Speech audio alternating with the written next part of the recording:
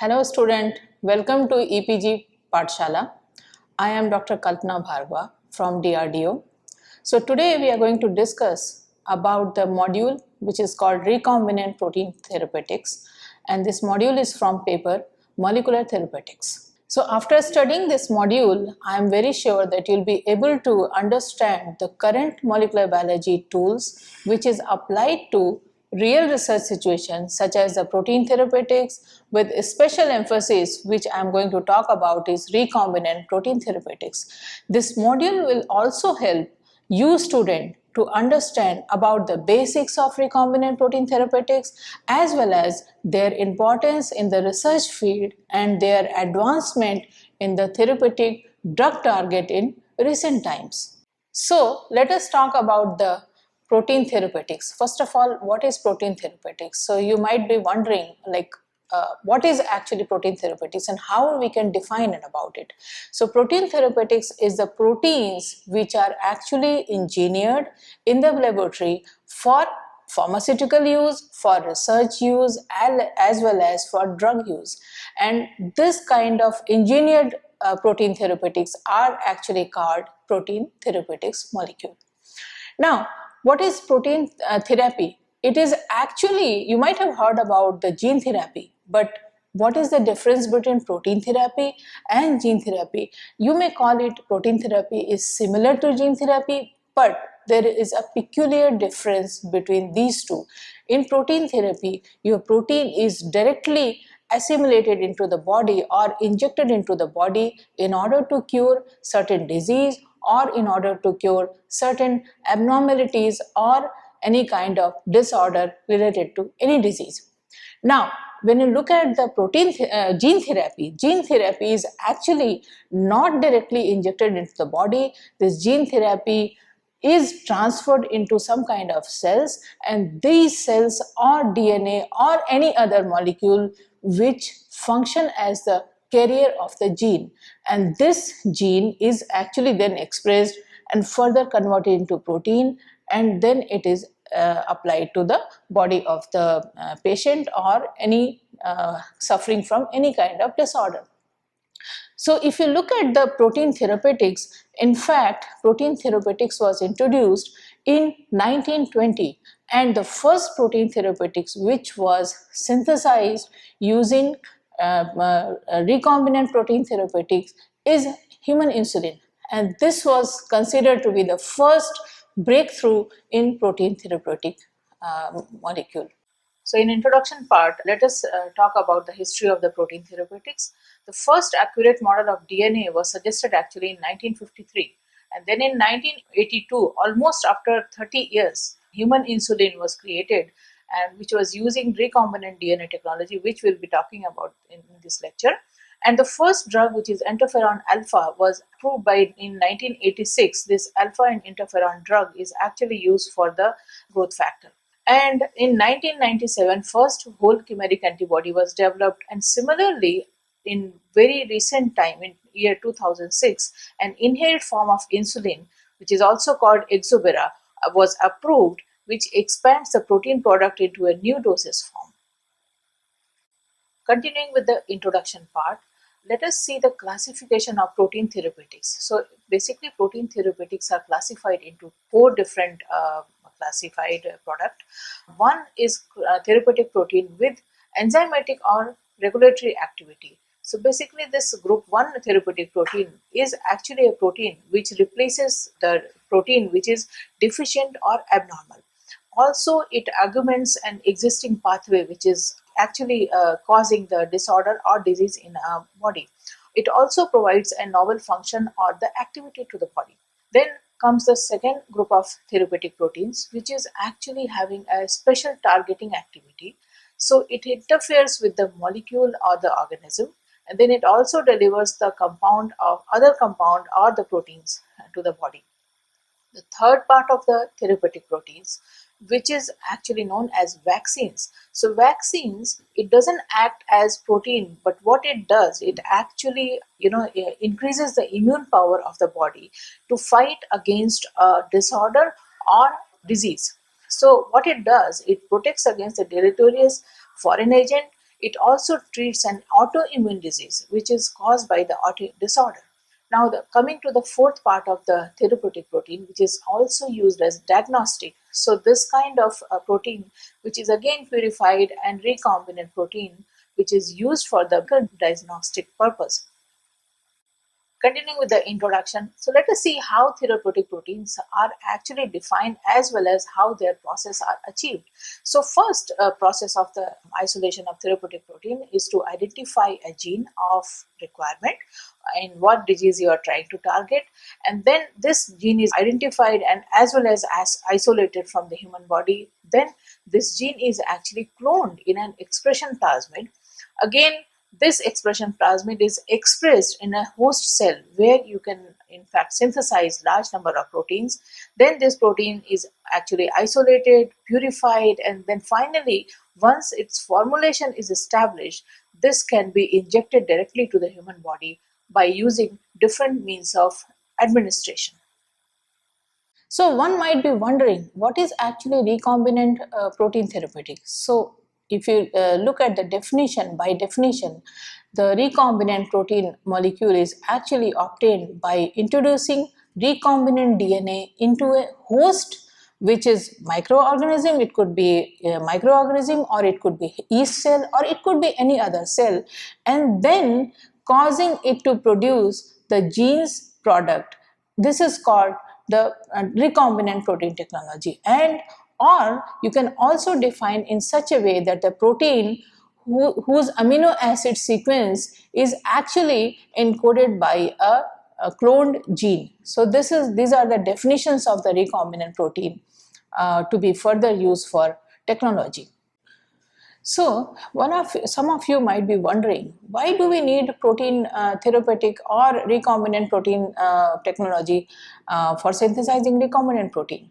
So to answer that, in order to be used for research or in order to be used for industrial or pharmaceutical purpose, one need to have protein in a very large quantity. Although the protein can be synthesized naturally, but you have to remember this, that naturally synthesized proteins are actually very less in amount, and that cannot be utilized for industrial purpose, that cannot be utilized for pharmaceutical purpose, because in order to test your protein and in order to make it a drug, you need to have large quantity of the protein. And that is the reason this therapeutic protein, which is synthesized by recombinant technology, is being used widely. Now, in order to overcome the small amount of protein, this technique is used, and this technique is based on actually genetic engineering as well as DNA technology. So what it does, this produces the protein by making the cell synthesize a specific protein in amount which can be further purified, which can be further identified, and which can be scaled up for industrial as well as the pharmaceutical purpose. So one of the very important technology which is being used for recombinant protein technology is actually recombinant DNA technology. Now one might be wondering, why only DNA technology? Now in order to answer that, actually DNA technology, it allows to choose the expression system, and this expression system is chosen based on various factors, based on the structure of the protein, based on the function of the protein, based on the requirement of various other factors related to protein. Now, this DNA technology, what it does, it chooses the expression system, and this required proteins are synthesized in highly expressed form, and then if there is any modification to be done, it can be easily achieved by using recombinant technology. And that is the reason why recombinant DNA technology is actually most widely used method for recombinant protein technology.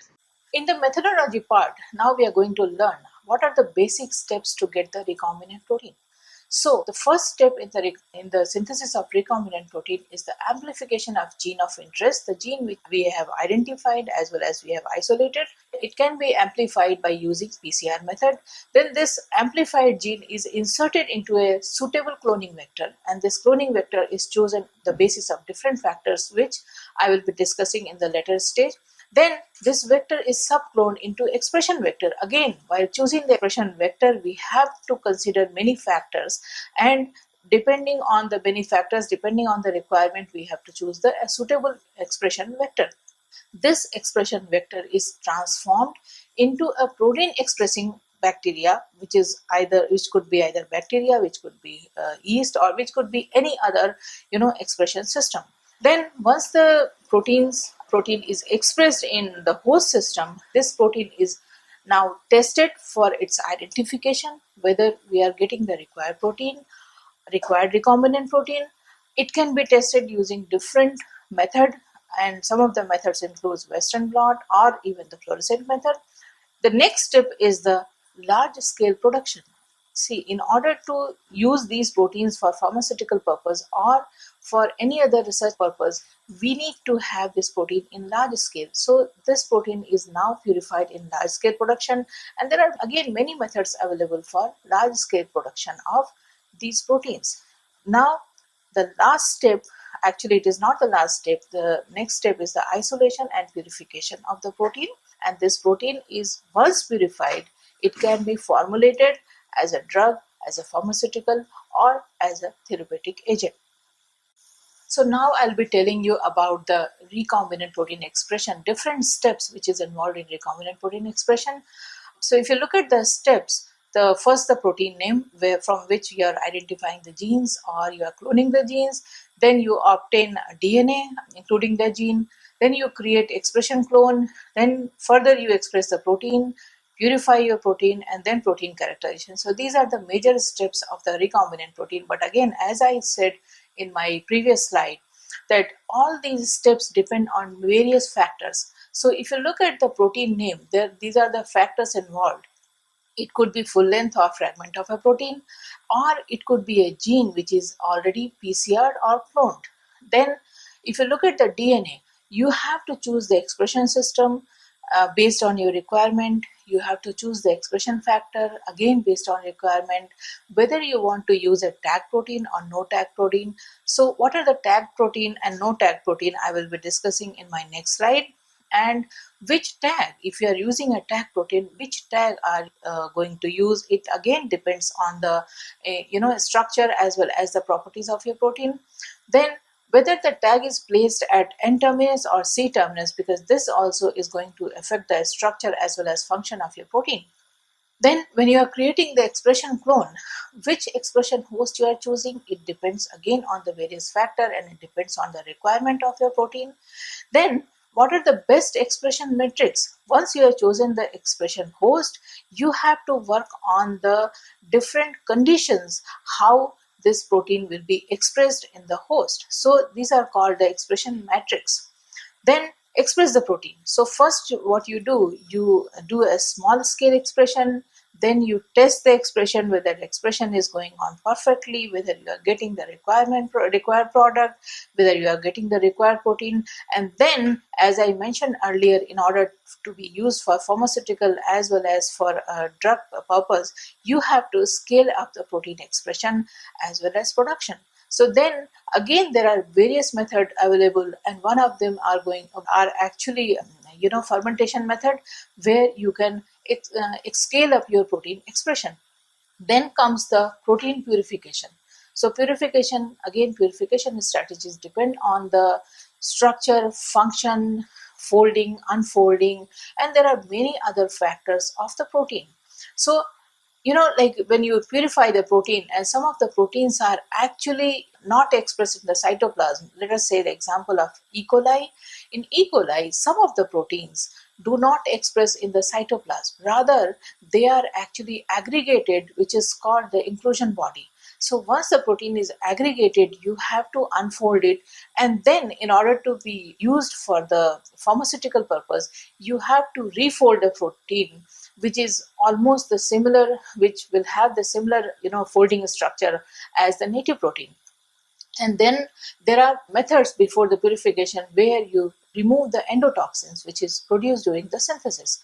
Then comes the protein characterization. So again, protein characterization, there are many methods available which I'll be discussing in my further slides.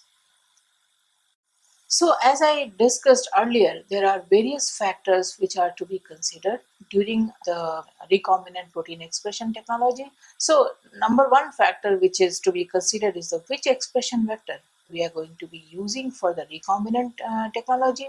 And then the next factor, which host system. Again, it depends on the requirement, like what kind of and how much protein you require for your purpose. Then what are the properties of the protein? Because this is a very important factor which we have to consider in almost every step of the protein technology, as well as the purification method. So what are the properties when you look at the protein? There are some protein which is membrane bound, and during the expression they behave differently as compared to the normal protein.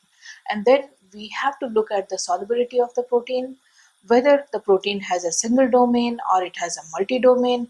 Also the size of the protein, it matters a lot, and it has a very important role to play in the structure as well as the function of the protein. Now, the next factor which has to be considered is where it is expressed, whether it is expressed in inclusion body, which I already discussed, whether it is expressed in the cytoplasm, it is expressed in the bacterial system, mammalian system, or any other system. So that also is a very important factor. Now, the next factor is how to identify and isolate as well as purify the proteins. So this method, like different kind of method, I'll be discussing in my subsequent slides. So let us start with the expression vector, which is like one of the factors we have to consider while using the protein technology method. So mostly DNA vectors are used for therapeutic protein and technology. So what are DNA vectors? DNA vectors are actually molecular carriers which carry fragment of DNA into the host cell. And usually this DNA vector is derived from plasmids. Plasmids are small, circular and double-stranded DNA molecule. So there are some widely used vectors. Some of them are plasmids, cosmids, yeast artificial chromosomes, and there are many other human artificial chromosomes, etc. However, we will be discussing in my next slide about the plasmid vectors, which is actually widely used during the recombinant protein technology. So let us discuss about the plasmid, which I already discussed in my previous slide. So how does plasmid look? As I already mentioned, this is DNA, extrachromosomal DNA mainly found in bacteria, and which is capable of autonomous replication. And this is a very important characteristic of plasmid because it can multiply, it can replicate into many number of plasmids, copy plasmids. So, and these plasmids are typically circular and double-stranded. So, what is the advantage of plasmid vector? They are derived from natural plasmids and that occur in bacterial cells. So, it is very easy to manipulate as well as propagate them in other vectors. This is one of the advantages of the plasmid vector, which is being used for therapeutic protein technology. Also, these vectors are very stable and they also maintain a particular clone. And the most important part is they have a great variation in size. Their size differ from 1 to 400 kilo base pair. So you can imagine how many number of plasmids, how many number of DNAs comes under this category. And that is the reason why these plasmids are the most used vector in therapeutic protein technology. So now coming to the next factor, which is expression system. Now there is a question which expression system to be used, and again it depends on many factors.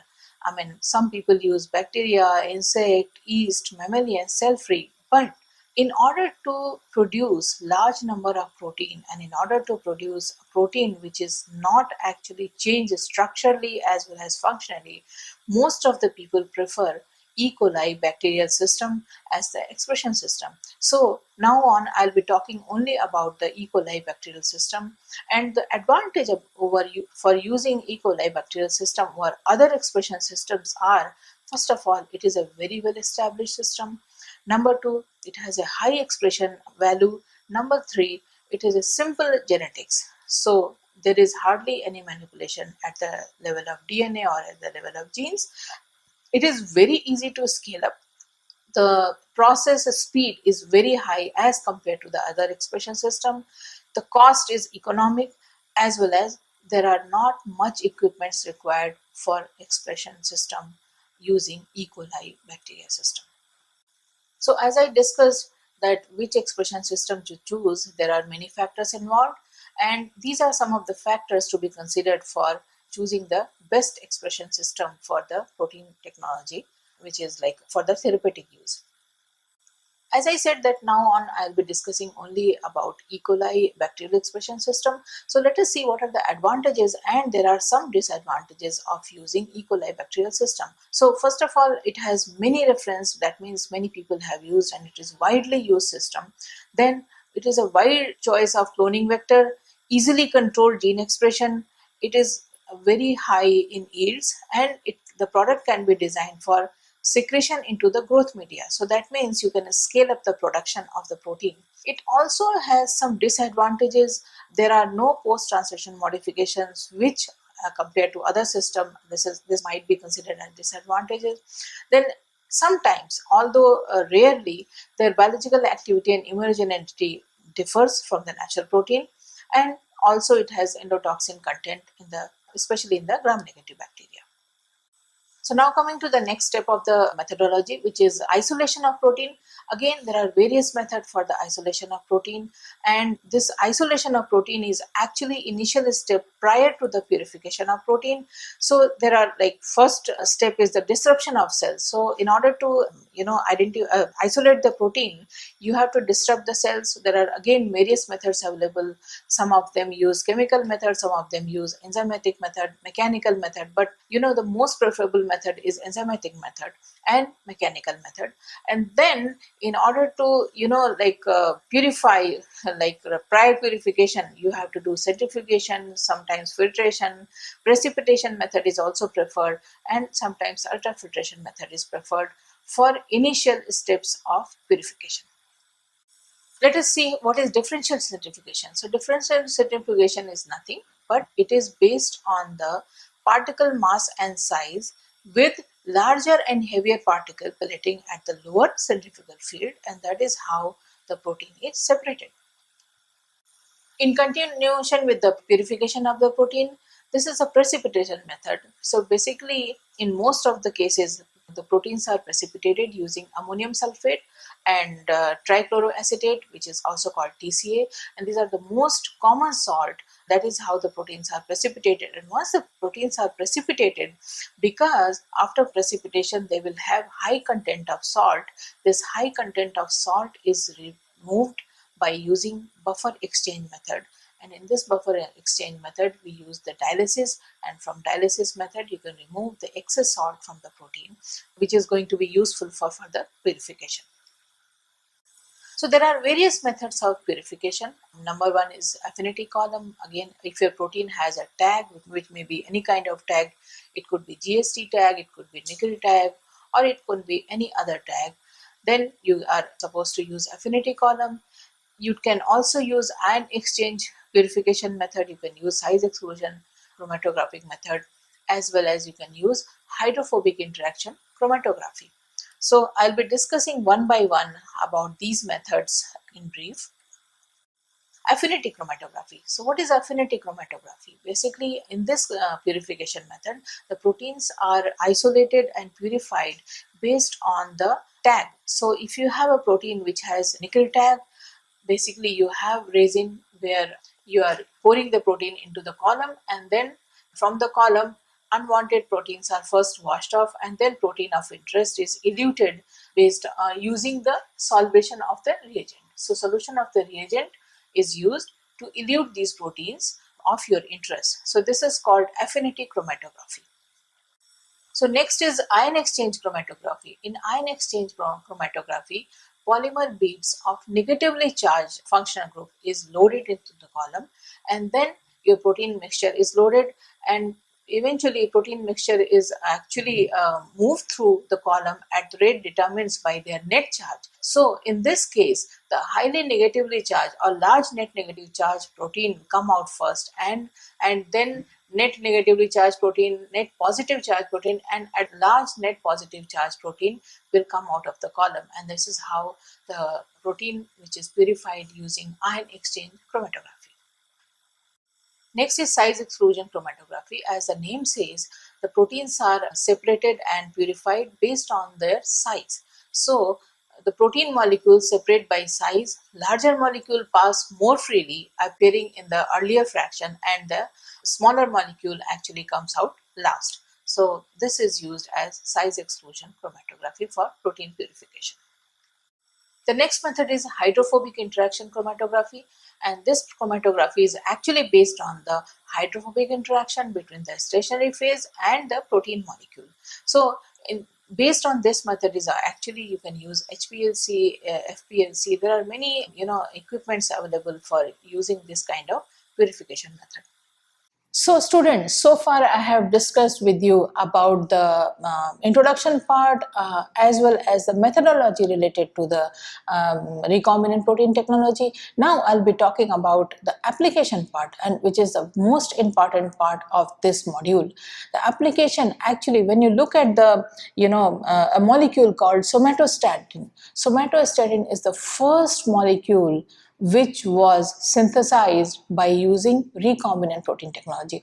And this molecule, as you can see, it is a very small molecule. It has only 14 amino acids, and it is a very active molecule and only a single chain peptide. So what you can say, there is no complication in the structure, there is no complication in the synthesis. So this was the most easy molecule to be synthesized by recombinant DNA technology or recombinant protein technology.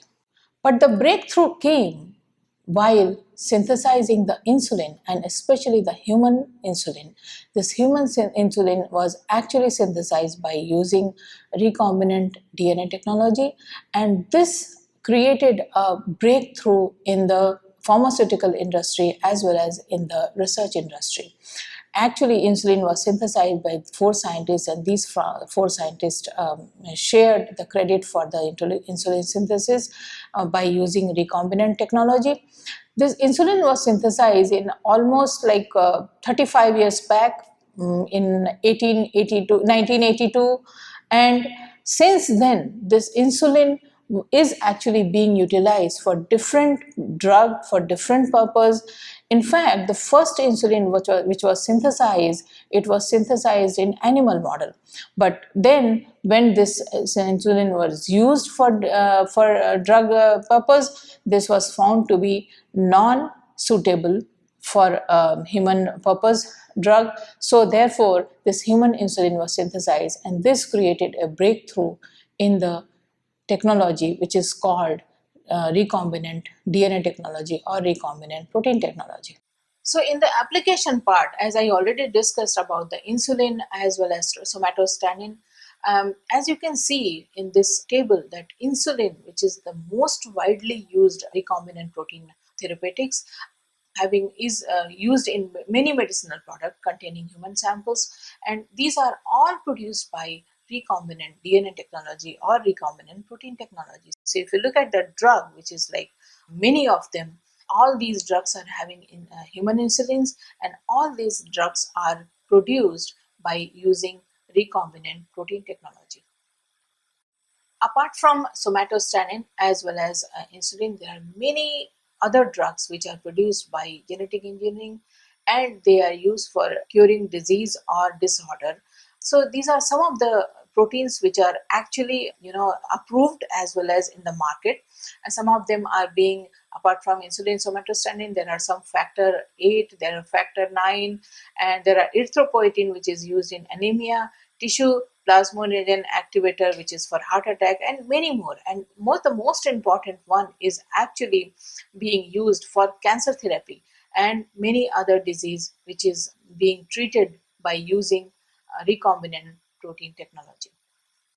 Apart from protein therapeutics, there are recombinant vaccines. So what are recombinant vaccines? They are the very important recombinant protein product which are normally produced by introduction of genes from the pathogenic organism in other cells. So now these proteins induces immune response. These proteins are not actually used directly for the curing or for the treatment of any disease or disorder. Rather, they induce the immune response and then trigger the immunological memory.